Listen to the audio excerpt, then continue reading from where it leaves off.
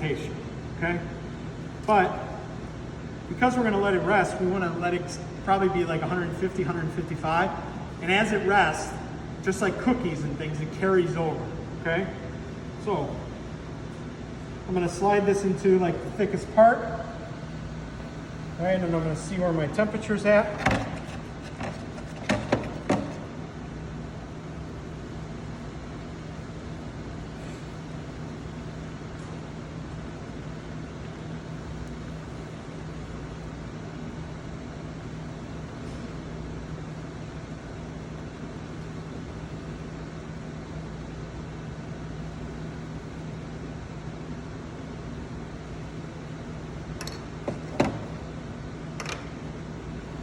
I'm in like the 145 range, so it's still a touch low.